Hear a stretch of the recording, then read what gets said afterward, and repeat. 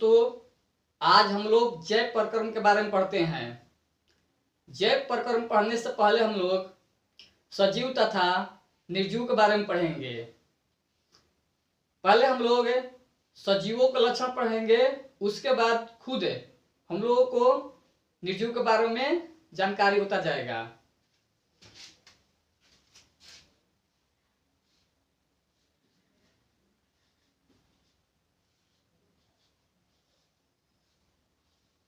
सजीवों के लक्षण। सजीवों के लक्षण नंबर 1 गति। उसके बाद हम लोग वृद्धि के बारे में पढ़ेंगे। वृद्धि के बाद श्वसन।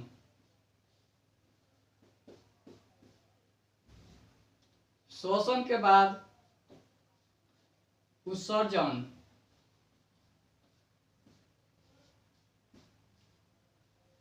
उत्सर्जन के बाद प्रजनन।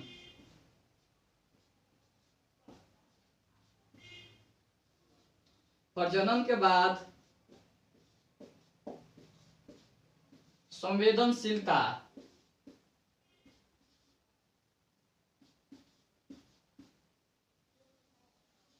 आइए इन 6 के बारे में जानते हैं। देखिए, गति। गति के मतलब जैसे कि हम यहां से अपने गांव से दूसरे हैं बाजार में गए, तो ये क्या हो गया? गति हो गया। या मैं अपने हाथ को इधर इधर उधर हिला रहा हूं, तो ये भी क्या हो गया? गति हो गया। ठीक है। उसके बाद वृद्धि। वृद्धि का मतलब ये हुआ कि जैसे कि कोई बच्चा है, ठीक है ना, नवजात शिशु है, 1 महीने के बाद देखेंगे कुछ और बड़ा हो जाएगा। उसके बाद 2 महीने को तो धीरे धीरे क्या होगा? बढ़ता जाएगा। और उसके बाद बालक के बाद एक नौजवान बालक बनेगा। नौजवान के बाद वो धीरे धीरे एक पुरुष बन जाता है। उसके बाद या हम लोग देखते हैं कि इसमें एक और एग्जांपल लेते हैं वृद्धि में। जैसे कि एक अंडा है, अंडा में से क्या निकलता है? चूजा। ठीक है। और चूजे से क्या बनता है? मुर्गा या मुर्गी बनता है। ठीक है ना। श्वसन। जो सजीव है उसमें श्वसन क्रिया पाई जाती है। जैसे कि मछली हो गया, मनुष्य हो गया, जानवर में जैसे गाय भैंस बकरी। ठीक है। तो क्या जिसमें श्वसन क्रिया होगा वो सजीव कहेगा। तो श्वसन जीव जैसे कि टेबुल में तो नहीं है क्योंकि वो सांस नहीं ले सकता है। ये मार्कर सांस नहीं ले सकता है, इसलिए क्या है? ये निर्जीव है। बल्ब जो है ये क्या है? सांस ले सकता है? नहीं, तो ये क्या है? निर्जीव है। ठीक है। प्रजनन उत्सर्जन। उत्सर्जन का मतलब ये हुआ कि जैसे हम पानी पी रहे हैं तो पानी के साथ अपशिष्ट जल मिल जाएगा। ठीक है। तो उसके साथ आ जाएगा अंदर, तो हमारे जो शरीर के छिद्र है, ये त्वचा में या पेशाब के माध्यम से, ठीक है ना, मूत्र के माध्यम से वो बाहर निकल जाता है। ठीक है। उसके बाद प्रजनन का मतलब कि वैसे जीव जो अपने जैसा संतान उत्पन्न कर सकते हैं। जैसे कि अब मानव है तो मानव जैसा संतान उत्पन्न करेगा ना। ठीक है। या हो सकता है मेढक प्रजाति, मेढक के जैसा क्या करेगा? संतान उत्पन्न करेगा।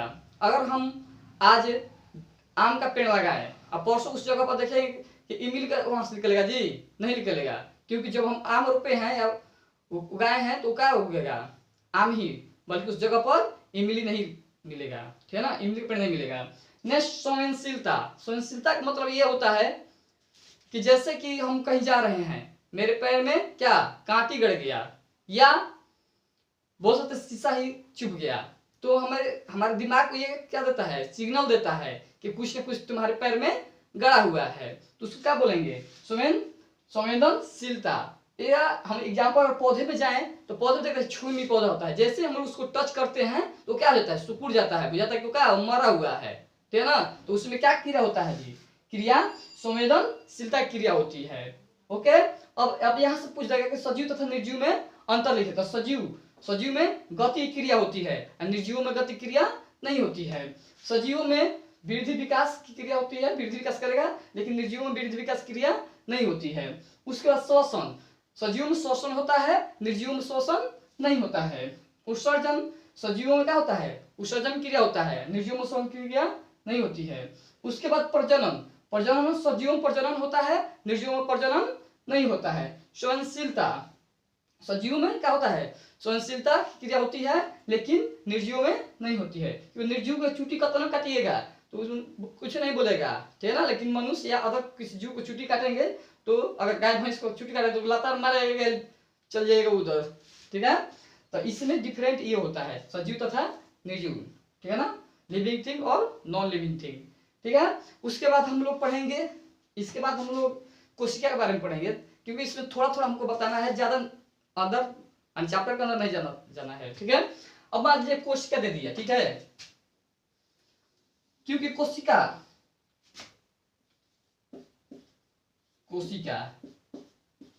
इंग्लिश में इसको सेल बोला जाता है, ठीक है।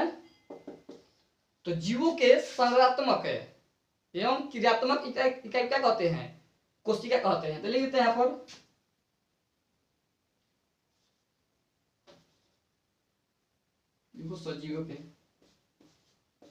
सजीवों के संरचनात्मक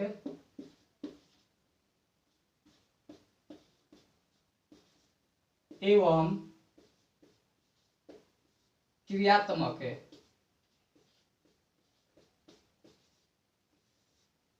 इकाई को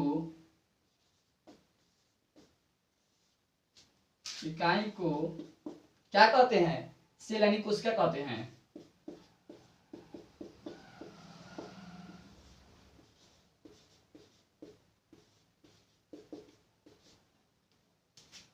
यानी पढ़ेंगे, अगर कोई डिफिनेशन पूछेगा बताओ कोशिका किसे कहते हैं, तो सजीवों के संरचनात्मक एवं क्रियात्मक इकाई को क्या कहते हैं, कोशिका कहते हैं।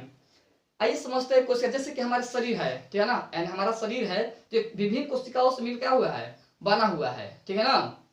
जिस प्रकार एक मकान को उठाने के लिए किसकी जरूरत पड़ती है, तो ईंटों की जरूरत पड़ती है, तो विभिन्न ईंटों को मिलाकर क्या बनता है, एक मकान बनता है। उसी प्रकार हमारा शरीर भी कोशिका का बना रहता है।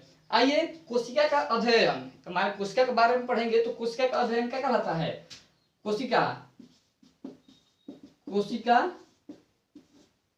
का अध्ययन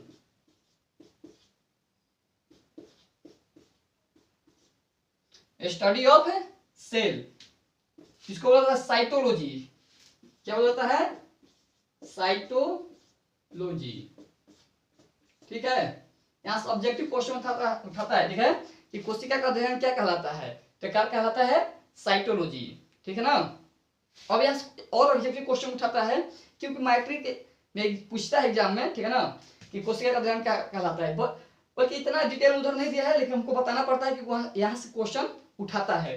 कोशिका का अध्ययन क्या कहलाता है, साइटोलॉजी। अब पूछ देता है यहाँ पर, तो कोशिका मृत, देखते हैं मृत कोशिका का खोज, ठीक है। मृत कोशिका का खोज रॉबर्ट हुक ने किया था।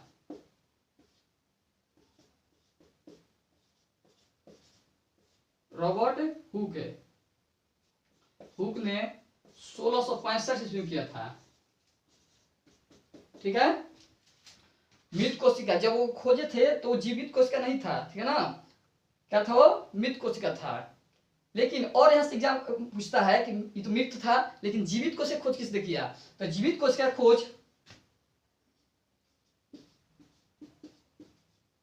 जीवित कोशिका का खोज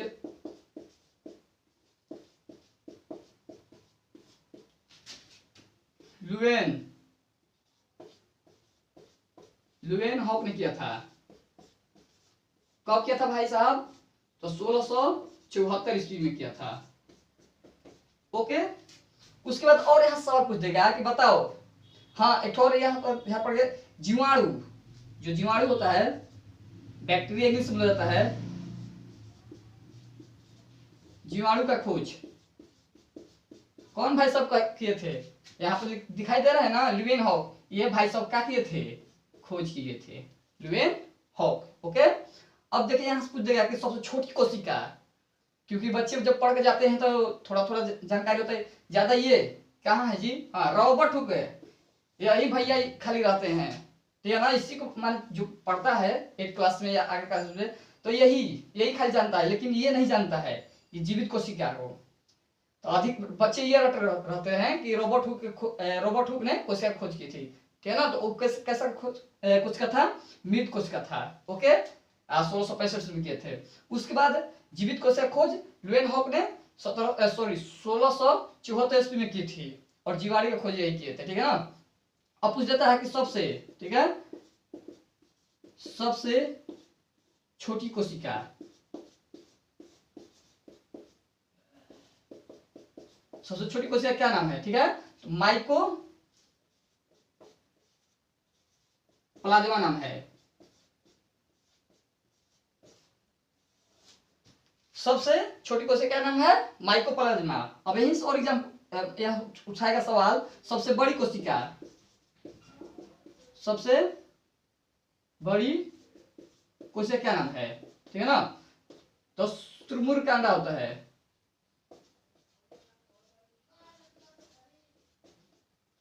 शुतुरमुर्ग का अंडा, ठीक है ना। ये सबसे बड़ा कोशिका होता है। विश्व का सबसे बड़ा पंछी का नाम शुतुरमुर्ग है। इसका अंडा का वजन लगभग 2 केजी का होता है, जिसमें 12 लोग आमलेट बनाकर खा सकते हैं। वाह दीदी वाह, मजा आ रहा है सवारी करने में। जब गिरिएगा ना तब दांत चिहार दीजिएगा, एक को तुम्हारा दांतवा नहीं रहेगा, सब 3200 नीचे गिर जाएगा। अब पूछेगा मानव में, ठीक है, मानव शरीर का लिख दो। मानव शरीर का